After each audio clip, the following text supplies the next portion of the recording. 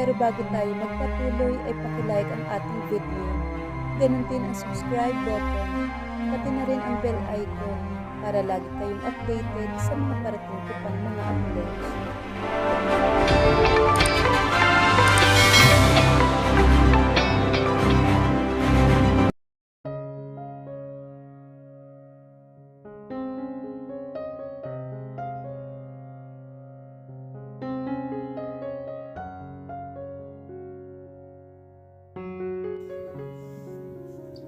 Nagising si Lucy kinabukasan.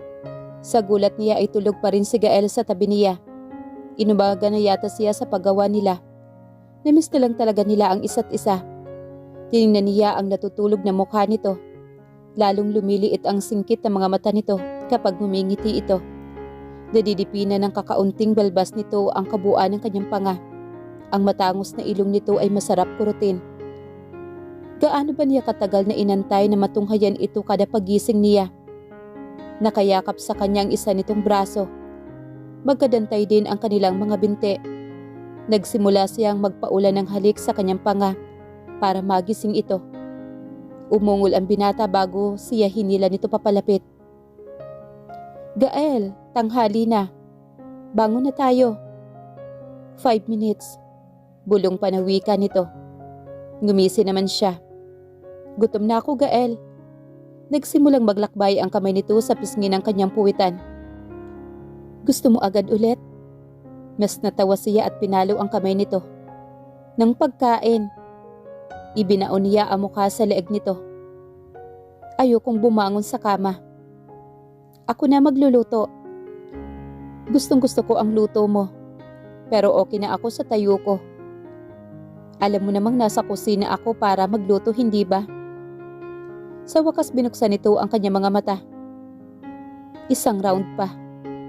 Pinisil niya ang ilong nito. Mamaya na ulit. Lumayo siya at tumayo na. So sexy, sabi ni Gael habang nakatingin sa hubad niyang katawan.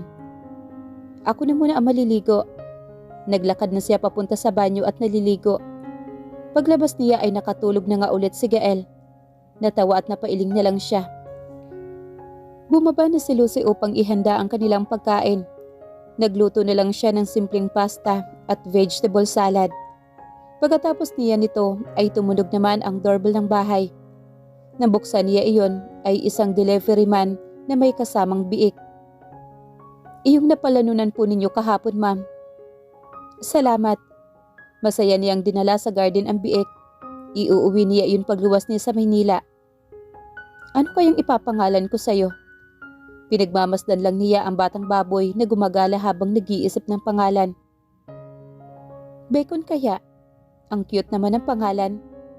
Napasinghap siya nang may humalik sa batok niya. Naamoy niya kaagad ang aftershaves nito. Nako, dumating na ang malit na pigi. Oo, tawagin natin siyang bacon. Dapat bang laitin ang maliit na pigi? Magkikibit balikat na lang siya. Matutuwa si Eliasar. May kalaro na siya. Gusto mo pang umuwi na? Hinayaan niyang kandungin siya nito. Pwede ba? I mean, baka hinahanap na tayo ni Eliasar. Pero kung busy ka sa work, hindi, ayos lang. Makakapagtrabaho ako sa headquarters. Tumango naman siya. Nasasabik na siyang umuwi at masabi sa kanyang mga magulang na magkasama na silang dalawa. So bago tayo umuwi, pwede ba kitang yayain na mag-date? Hindi pa ba date yung mga ginagawa natin? Special ang isang to. Nag-book na ako ng appointment kay Marceline. May mga nakahanda na siyang gowns para sa'yo. Gaano ka special ha? Need talaga na nakagown ako? Pwede mong suotin kahit anong gusto mo. It's a special date. Kaya malaya kang sundin kung anong gusto mo. Tumango lang siya at masayang kumain nang inihanda niyang pagkain. Susunduin na lang daw siya nito sa butik ni Marceline mamayang gabi. For the rest of the afternoon, tumambay siya sa butik ni Marceline. Marami silang napagkwentuhan hanggang sa pinapili na siya nito ng mga damit. Baka magpo-propose na siya sa'yo. Sa tingin mo? Nagkibit balikat naman si Marceline. Pero, hindi ba dapat? Hindi natutunugan ang proposal? Medyo obvious ito, kaya baka gusto lang niyang mag-fancy dinner with you. Alam mo, mga ganung bagay? Yeah, pero lumhod siya at magpo-propose sa'yo. Sasabihin mo bang oo? Napasandal siya at na-imagine kung paano mangyayari iyon. Sa totoo lang, hindi ko alam kung paano mangyayari ang bagay na yon. Minsan na kaming ikinasal, hindi ba? Kung luluhod man siya, ito ang unang pagkakataon na gagawin niya. Hingin ang aking kamay para sa kasal. Alam mo ba, ang swerte ninyo sa isa't isa. Sino ang makakahanap ng pag-ibig pagkatapos ng isang nasirang kasal sa parehong tao? Binigyan kayo ng universe ng pagkakataon na magkasama muli. Ang magkasama hanggang dulo. Ang daming pwedeng mangyari sa inyo. Nasasabi kong malaman kung ano ang nasa future namin. Ako rin, wika naman ni Marceline. Pinaghalong yellow at orange ang kulay ng dress na napili niya. Pinaalala nito sa kanya ang kulay ng sunset. Napakaganda niyo na hindi niya na ikinagulat dahil gawa at disenyo iyon ni Marceline. Nakaayos ang buhok niya at nilagyan ng very light na makeup ang mukha niya. Nandiyan na yung Prince Charming mo. Naabutan nga niya si Gael na inaantay siya sa reception area ng butik. Isang magandang ngiti ang gumuhit sa mga labi nito nang makita ang kabuuan niya. You look beautiful. Puna ng lalaki sa kanya. At napakagwapo mo naman. Nakasuot ito ng dark gray na 3-piece suit. Ang gwapo nito sa ayos nito. Sige na, maiinggit lang ako sa inyo. Bumulong siya ng pasasalamat sa lalaki. Sumakay na sila sa sasakyan ni Gael at pinaantar naman nito agad ang sasakyan. Dinala siya nito sa isa sa mga garden na may nakaset up na table. Pinalilibutan ng magagandang ilaw ang garden. Napakaromantiko ng paligid dahil sa vibe na ibinibigay ng mga ilaw. Ang ganda, Gael. Para sa isang magandang babae. Iginiya siya nito sa mesa. Nakahain na ang mga pagkain at nakaramdam na siya ng gutom. Nasa kalagitnaan siya ng pagkain na mapansin na nakatingin lang si Gael sa kanya. Bakit hindi ka pa kumakain? Nakakatuwang panuorin kang kumakain. Kumakain ka ng buong puso, Lucy. Gutom na kasi ako. Saka masarap din naman itong pagkain. Sinubuan niya ito na mapansin na magkaiba sila ng pagkain. Tumango-tango naman ito. Mas masarap ito ngayong kasama kita. Alam mo, ang dami mong alam. Sapat naman sa akin ang simpleng dinner. Deserve mo naman ito. Dadalhin kita sa mga ganitong restaurant. Kung gusto mo, gusto kong makabawi sa'yo. Nginitian niya ang lalaki at nagpatuloy sa pagkain. Gutom siya kaya mamaya na siya makikipaglandian dito. Nang inakala niyang tapos na sila, nakita niya nag-aayos ang isang banda sa gilid. Pumasok din si Vanity at ngumiti sa kanya. Nilingon naman niya si Gael. Nakatayo ito sa tabi niya at matamang nakatingin sa kanya. Ano ba to? Gusto kong humingi sa'yo ng sayaw, Binibini. Wala na siyang nagawa kung hindi sumunod dito. Hinawakan siya nito sa mga braso at tumingin sa kanya. Nagsisimula pa lang akong maniwala sa tradisyon ng Valentine's Ball. Tuwang-tuwa ako nang nakasayaw kita noong gabing yon. Kahit kayo pa ni Elizabeth noon, nakipag-call off na ako noon sa kanya bago siya umalis. Nayanig muli ang mundo ko nang makita. Akala ko, maayos na ang lahat pero mali ako. Sobra na ang pagkakamaling nagawa ko sa iyo. Isang babae lang ang kailangan ko sa buhay ko, hindi dalawa o higit pa. Kaya kinakailangan ko mamili. At ikaw ang sinisigaw ng puso ko. May pagdududa na ako sa relasyon namin ni Elizabeth. At ikaw ang nakikita kong kasama ko sa future. Si Elizabeth ang taong nakilala ko pero kailangan kong masaktan para malaman kung sino ang gusto kong makasama. Iniisip ng mga tao na dapat maging maganda ang pakiramdam ko sa aking sarili dahil kailangan kong makipag-usap sa mga kababaihan sa paligid ko. Ngunit hindi ito malayo doon. Mas maganda sana ang ginawa ko. Elizabeth deserved better. Ngunit, mas karapat-dapat ka. Nagulat talaga ako na ako pa rin ang pinili mo. Ako at ang bulok kong pagkatao. Hinaplos niya ang mukha nito. Mas masama ang mararamdaman mo kung hindi ka magiging tapat sa sarili mo. Nangyari na ang lahat. May mga nasaktan na. Pero nandito na tayo at nagmamahalan. Huwag nating sayangin lahat ng nagsakripisyo para pagkasama tayo ng ganito. Bumaba siya at nagbigay ng halik sa ulo niya. As always, tama ka. So sa tingin mo, tayo na talaga? Oo, iyon ang nais ko. Napailing sila sa boses ni Vanity. Talagang espesyal ang gabing iyon.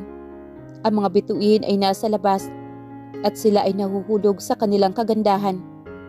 As expected, pag-uwi nila, isang mainit na gabi na naman ang kanilang pinagsaluhan. Maganda pa rin ang gabi niya kahit walang proposal. Matapos magpaalam sa mga kaibigan niya sa club, lumuwas na sila sa Maynila kasama si Bacon. Magkahawak kamay sila sa biyahe habang nagkukwentuhan. Normal na iyon sa pakiramdam niya na tila ba matagal na nilang ginagawa iyon. Nagpasya silang dumaan sa bahay ng mga magulang ni Gael. First time niyang magkita ulit sila matapos ang mahabang panahon. Sinabi ko sa kanila na darating tayo. Pinagkiskis niya ang mga palad na parang pinapainit iyon. Kinakabahan ako, Gael. Hinawakan ni Gael ang kamay niya at hinalikan iyon. Naiintindihan ko. Pero gusto kong makilala kanila ngayon sa isang normal na paraan. Gusto kong makilala nila ang babaeng bumihag sa puso ko. Pinambantayan muna ni Gael si Bacon habang nasa bahay sila ng mga magulang nito. Hindi tulad ng inaasahan, isang bungalow ang bahay. Hindi iyon tulad ng namatatayog na bahay na nasa paligid nito. Busy siya sa pagmamasid sa paligid ng bahay nang tinawag siya ng mga magulang ni Gael. Gael, anak! Ang ganda pa rin ni Sarah Fierro sa kabila ng mga lumipas na taon. Niyakap ni Gael ang ina nang hindi binabatawan ang kamay niya. You look good, son. Ngumiti naman si Gael at hinila siya papalapit sa mga balikat. Salamat sa kanya. Tukoy nito kay Lucy. Tumigil sandali si Sarah at tumingin sa kanya. Ibinaba niya ang tingin niya. Nahihiya siya sa ginang. Ang kanilang huling pakikipag-ugnayan ay hindi talaga naging maganda. Nakangiting hinawakan ng ginang ang kamay niya. Iha, hindi maayos ang naging pakikitungo ko sa iyo nung nagkita tayong dalawa. I'm sorry about that.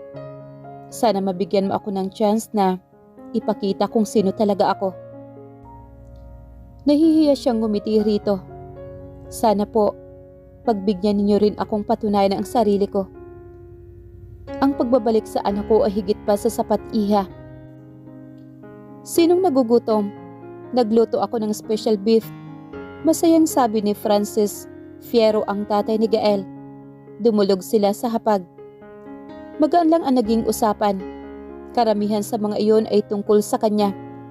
Kung paano siya naging sundalo at kung paano niya nalagpasan ang pagsubok na napagdaanan niya.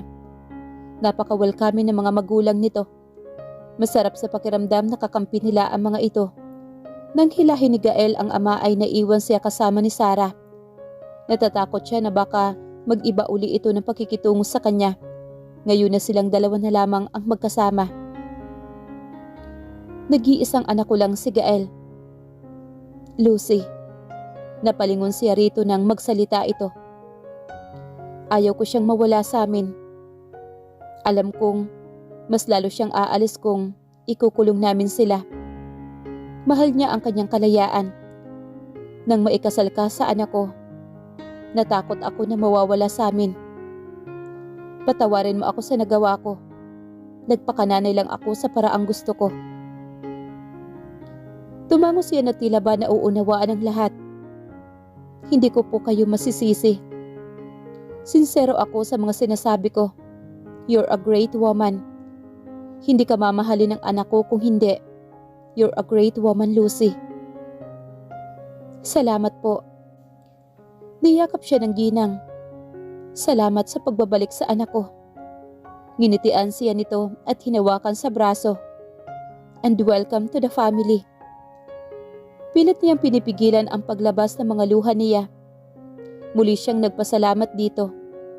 Nakipagkwentuhan na lamang ito sa kanya hanggang sa ayain na siya ni Gael pauwi sa kanila. Nagpasalamat na sila sa mga magulang nito at umalis na. Pagkarating naman sa bahay nila ay nakita nilang naglalaro si Eliazar sa harap ng bahay.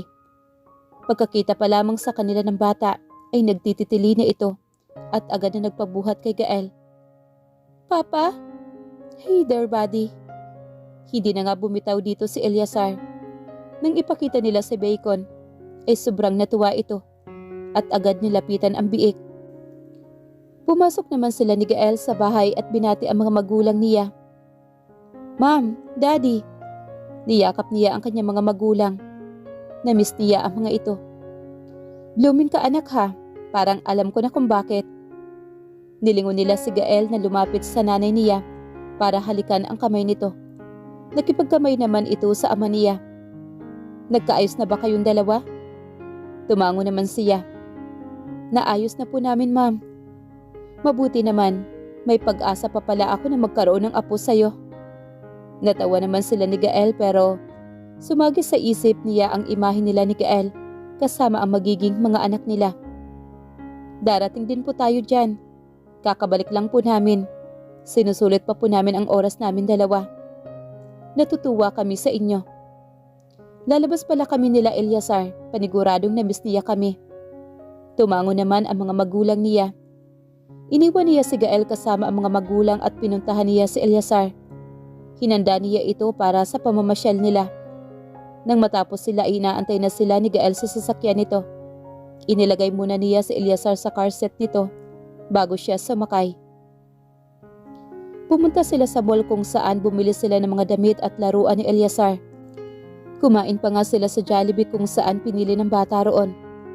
Hinayaan din nila itong maglaro sa indoor playground. Nanood lang siya sa hindi kalayuan. Ganito ba tayo kapag nagkaanak tayo, Gael? Tumango naman ito. Ilang anak ba ang gusto mo? Isang batalyon ba? Natatawa siyang hinampas ito. Gagawin mo ba akong paanakan?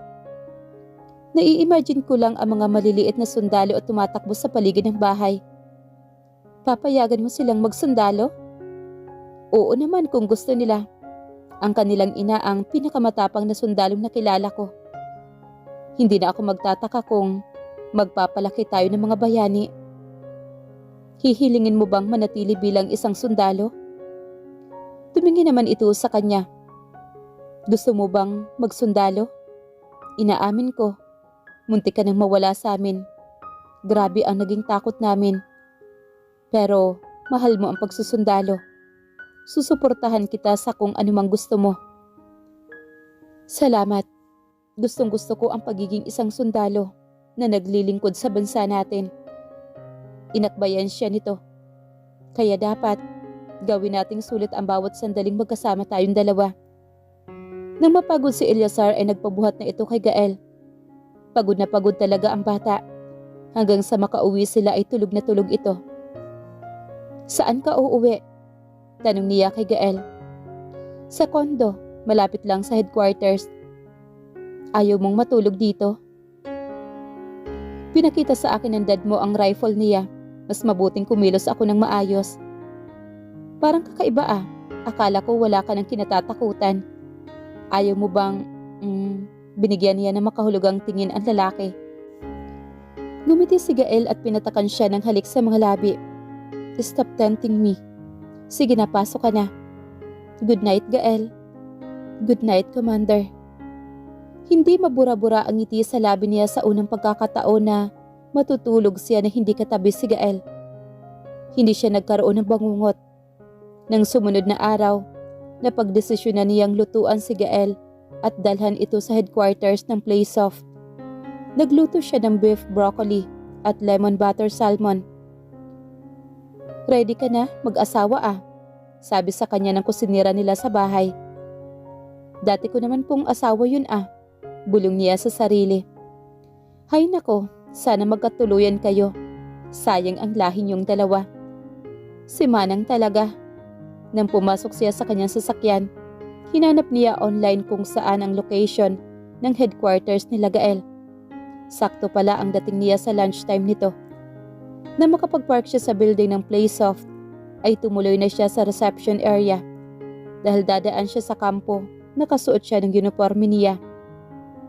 Sino pong sadya nila? Si Gael sana. Pwede ba? Parang pamilyar po kayo, ma'am. Sabi ng guard habang tinititigan siya ng mataman. Ngayon pa lang po ako nakapunta rito. Iyong sekretarya lang po ang hanapin ninyo. Diretso lang po kayo sa elevator.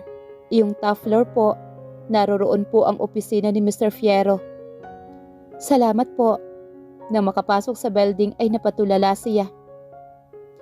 Napakalaki ng headquarters. Hindi nga iyon mukhang opisina. Mukhang museum ang unang palapag. May mga action figures na nakalagay sa glass cases. Ang pumukaw sa atensyon niya ay ang napakalaking statue sa gitna nito. Umabot nga iyon sa 2 floors. Tiningnan niya ng malapitan ang mukha ng karakter. Parang pamilyar ito. Parang mukha niya.